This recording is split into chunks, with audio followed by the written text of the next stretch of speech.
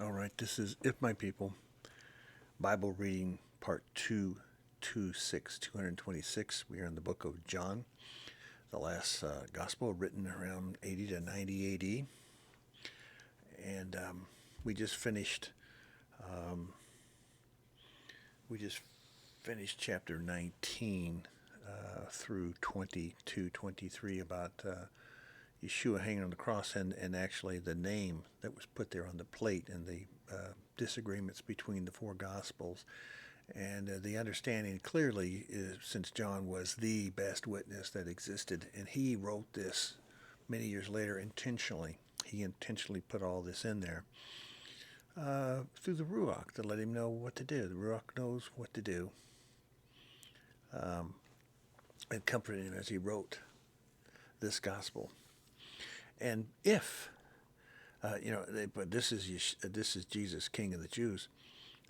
It would say Yehudin, but it would also say Jesus, which is Jesus, um, son of Zeus, son of God. Um, may well understand that the Romans were in charge of most everything in those days. So if the understanding later on to put the name Jesus as his real name, you now know it's not. So once you know something is in error, you don't go back and uh, go along with the lie. You remember, Hasatan's trying to screw up everything. In these days, just as he did in the beginning, the first Earth Age, the second Earth Age, the third Earth Age, we're getting ready to pass through the third to the fourth. And if they had just shortened it to Yeshua, salvation, as a Yah, Yod, He, Vav, He, Yod, He, Vav, He, which is short for salvation, the Nazarene, uh, Nazarene Vimlech, Melech, king of Yehudim, the Jews, Yod, He, Vav, He. That would have been incredible. Nobody knows for sure, but we know there was a back and forth about Jesus, King of the Jews. He says he's King of the Jews, or whatever. And the answer was, Pilate said, "Hey, I wrote it. It's over with. It's done." Um, so they broke his legs. And as a chemist and a scientist, if you hang someone's arms like this for 1, 2, 3, 4, 5, 6, 7, 8 hours long, and they die in that position, they basically drown to death, just like a person who dies of the flu usually drowns. The cause of death is the flu, but the actual cause of death is drowning. This would be the same thing. You need the diaphragm to move up and down to keep the liquid out of your lungs, which makes perfect sense if someone died of a broken heart, which he did, having taken on all the sins of the world, just screaming into him at 1,000 miles an hour, the speed of light, and then dying. When the Roman stuck a spear into him, it's another great indication that he was dead, or that he would be dead, because that spear would not let out all that water unless it was a big hole that comes out of his lung. So I'll just leave it at that. Verse 38 of that same chapter 19 is, it says, later Joseph of Arimathea. Now that was a relative. And as we closely look at this, this is the relative who was in the tin business going, and where do you get tin? You go to England to get it. So it just, the traditions and the sayings of what happened after that, and the folklore that the Romans. But I just want you to understand this: if they were after um, Yeshua and knew they couldn't get him anymore, wouldn't they be after his followers? And wouldn't they be after his family? And wouldn't they be after his brothers and sisters? And wouldn't they be after his mother? And you'll notice that the entire Bible is completely silent, and there's no historical documents of the family. Well, the historical documents goes the same as the historical documents from 12 to 29 years old. Where was Yeshua? Both of them could lead to the same thing. This last one is that they were basically put on a boat and they drifted all the way and went one way or another on the boat to Marseille, France, where Lazarus is believed. When you go there and look up the historical facts and the history and the tours and everything they take you to, they said, this is the well here, and over here is a special thing, and over here is where Lazarus, he died and he was buried in Marseille, France. Where'd all that? Did they just make all this stuff up? And then when you go to London and then Paul, this about Londinium and he being where giving a speech there, and they later on made a cathedral named Saint Paul. And then when you go down to where they believe that Yeshua and Miriam spent time together in England, and then later where she spent time after Yeshua's death in that same area of Glastonbury. And you can go on tours for the next 3 weeks, all those things that they said, he did this, he did that, he went here, he went there. Just leave it at that. Nicodemus helped him bring the body in, and the myrrh and the frankincense, and that was about 75, 80 pounds worth of spices. And there was tradition. It was it's what they did. And so they would spice him up because they'd come back. They spiced him up pretty good because they couldn't get to him till after the holy days. There was a high holy days,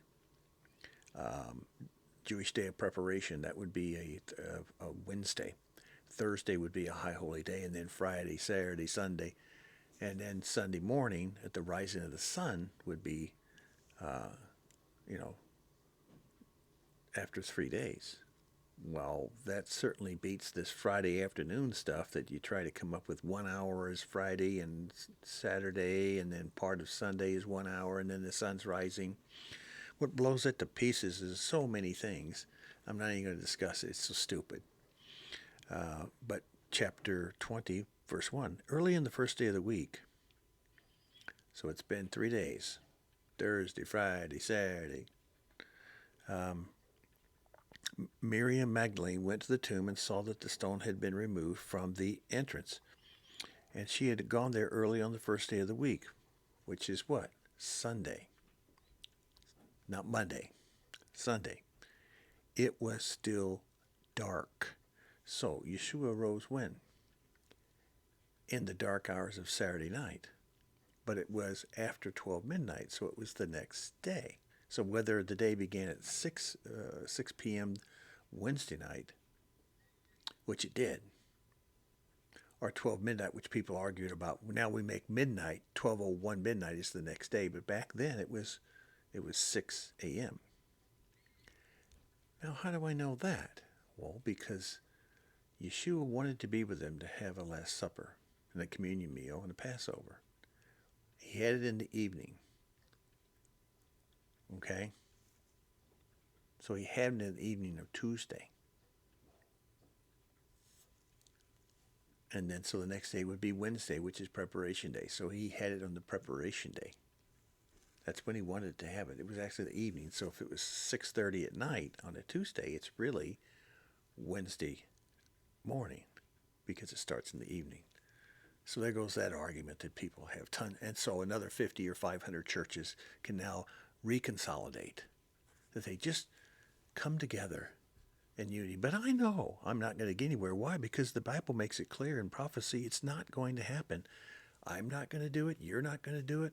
But you're supposed to try, because you are successful in maybe 1 or 2 people, but not 400 or 500 and mass people giving their life to Jesus and then everything's fine. If that's all fine, we don't need Jesus.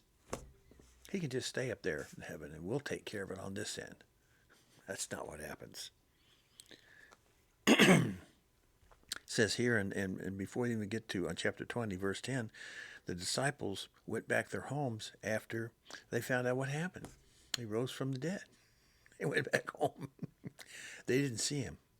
So they kind of listened for a while. I'm out of here. They went back home. It says homes, plural, Homes. It doesn't say home. Miriam wasn't too happy with that. She stood outside the tomb And she was all concerned, and she ended up seeing two messengers, and then she turned around, she saw Yeshua, and then she did not recognize Yeshua till Yeshua made himself recognizable. Either that's through his voice, transformation of his image of who he was, and he wouldn't allow her to touch him. He says, I have not risen to my Father. Now, later on that night, which would be Sunday night, which would be Monday morning, which is after 6 o'clock on Sunday night, p.m., he allows the disciples to touch him. So he's ascended to his Father after he saw Miriam and before he came back. Interesting. He now allows people to touch him. Verse 21 is Torah. Again, Yeshua said, Peace be with you. As the Father has sent me, I am sending you. And with that he breathed on them and said, Receive the Ruach HaKodesh. They were overjoyed because on the evening of the first day of the week, when the disciples together with the doors locked for fear of the Jews, Yeshua came and stood among them. Shalom be with you. After this he said, he showed them his hands. The disciples were overjoyed, and they saw the Master. He said, Receive the Ruach HaKodesh. Question, did they receive it? Right then and there. Think on this. 40 days later, he ascends to the Father, but they're told to wait. They're told to wait. 10 days after that, 50 days, is Pentecost, Shavuot.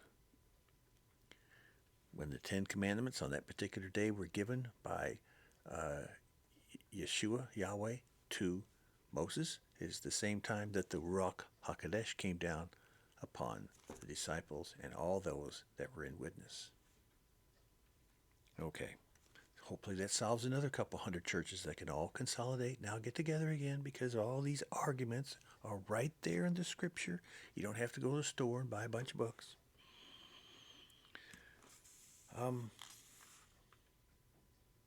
Chapter 21, verse 25. Yeshua did many things as well. This is interesting. Talking about miracles and things he did, and doing this, and the fish, and the miracle of the fish, and all these things. Verse 25. Yeshua did many other things as well. How many things? Next sentence. If every one of them were written down, I suppose that even the whole world would not have room for the books that would be written.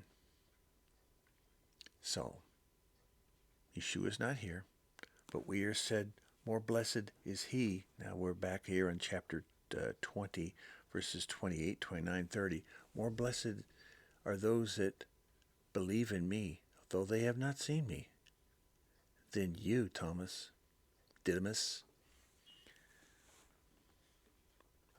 I say this. Yeshua was all over. Yeshua was so much in the Old Covenant. Actually seen, actually been there, actually done that. He spent 40 solid years every day and night with those in the Exodus. Plus he sat down with them another time, and then the patriarchs, and then all these other things that we don't even know about. He's out there. His Ruach is out there. Yeshua is now with the right hand of the Father. He said Yeshua was able to be on earth because the Ruach wasn't on people. And when Yeshua rose to his Father, the Ruach came down. So now the Ruach can testify in millions of places at millions at one time.